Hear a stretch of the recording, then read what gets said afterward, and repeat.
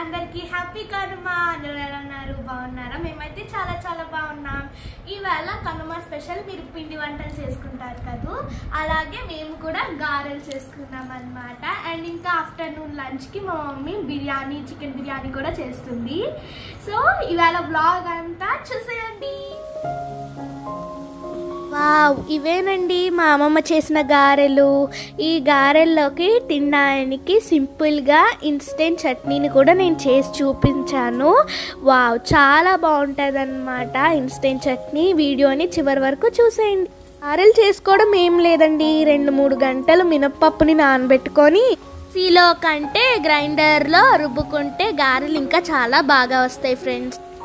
ఈ గారెల్ని మరీ పలచగా కాకుండా మరీ గట్టిగా కాకుండా కొంచెం కొంచెం వాటర్ వేసుకుంటూ గారెలు వచ్చే కన్సిస్టెన్సీలో ఈ గారెల పిండిని గ్రైండ్ చేయాలి. అండ్ ఇంకా మా అమ్మమ్మ ఈ గారెల్లో కొన్ని ఉల్లిపాయలు, పచ్చిమిర్చి అండ్ ఇంకా జీలకర్ర కూడా వేసింది. అండ్ ఇందులో వచ్చేసి మా అమ్మమ్మ కొన్నిసార్లు బెల్లం గారెలు చేస్తుంది, కొన్నిసార్లు పెరుగు గారెలు కూడా చేస్తుంది. నాకు వచ్చేసి బెల్లం గారెలు ఇష్టం, మా మమ్మీకి వచ్చేసి పెరుగు గారెలు ఇష్టం. మీకేమి ఇష్టమో కామెంట్ చేయండి ఫ్రెండ్స్. ఇక్కడ వచ్చేసి మా మమ్మీ మా అమ్మమ్మ కలిసి గారెలు టేస్ట్ చేస్తున్నారనమాట. గారెలు అయితే రెడీ అయిపోయాయి. మా మమ్మీ గారెలు తినింది కానీ చట్నీ లేదని బాధపడింది. నువ్వేం బాధపడకు మమ్మీ, నేను నీకు ఇన్స్టెంట్ చట్నీ చేస్తాను అని చెప్పాను. అప్పుడైతే ఆనందంగా ఫీల్ అయింది ఫ్రెండ్స్. అండ్ ఇంకా ఈ గారెల్లోకి చికెన్ కర్రీ ఉంటే ఇంకా చాలా చాలా టేస్టీగా యమ్మీగా ఉంటుందని మా మమ్మీ అయితే నాకు చెప్తుంది. ఎలా ఉన్నాయో నేను తిని చూపిస్తాను అనమాట.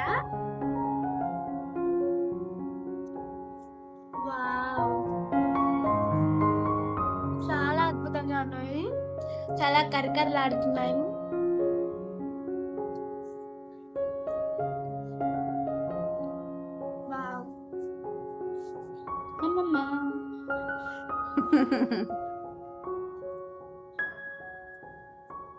ఎలా ఉన్నాయి గారెలు? చాలా బాగున్నాయి, సూపర్ ఫ్రెండ్స్. ఇప్పుడు ఈ గారెల్లోకి చట్నీ లేదు కదా, ఇప్పుడు మనం ఇన్స్టెంట్ గా మా అమ్మమ్మ చిన్నప్పుడు నేర్పించిన చట్నీని మీకు చేసి చూపిస్తా. దీనికి కావాల్సిన పదార్థాలు ఉప్పు, పచ్చడి, పెరుగు. ఏం పచ్చడి? మనము ఆవకాయ పచ్చడి తీసుకోవచ్చు, లేదా ఉసిరికాయ పచ్చడి తీసుకోవచ్చు. మిగతా పచ్చళ్ళు వాడితే అంత టేస్ట్ ఉండదు. నువ్వే పచ్చడి తీసుకుంటున్నావు? నేనైతే ఆవకాయ పచ్చడిని యూస్ చేస్తాను, మా మమ్మీ ఫేవరెట్.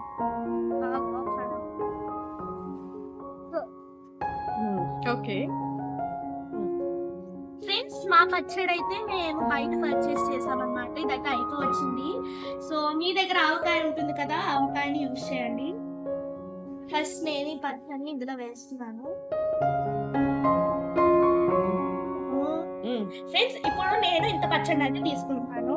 సో ఇప్పుడు దీనిలో మనం ఒక 3 స్పూన్స్ ఆఫ్ పెరుగుని వేస్తున్నాము.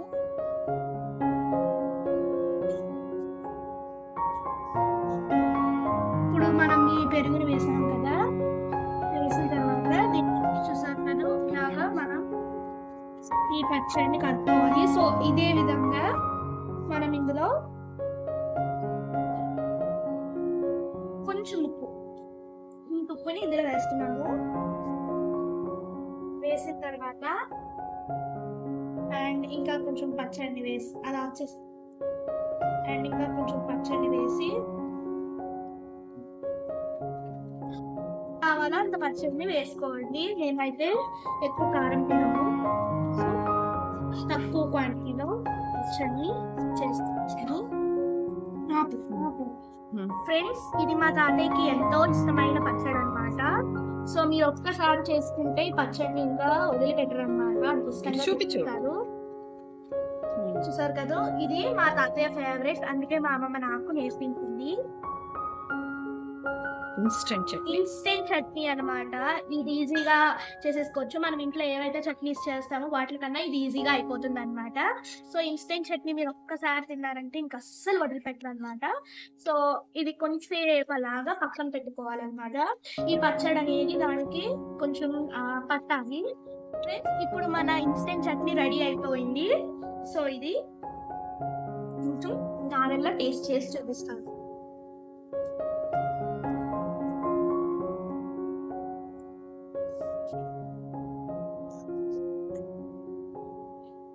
వావ్, చాలా బాగుంది ఫ్రెండ్స్.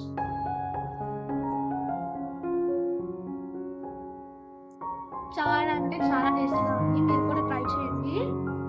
ఈ గారెలు నార్మల్ గా తినేకుండా ఈ ఇన్స్టెంట్ చట్నీలో పెట్టుకొని తింటే చాలా అంటే చాలా బాగుంది. మీరు కూడా ఒకసారి చట్నీ లేనప్పుడు ట్రై చేయండి.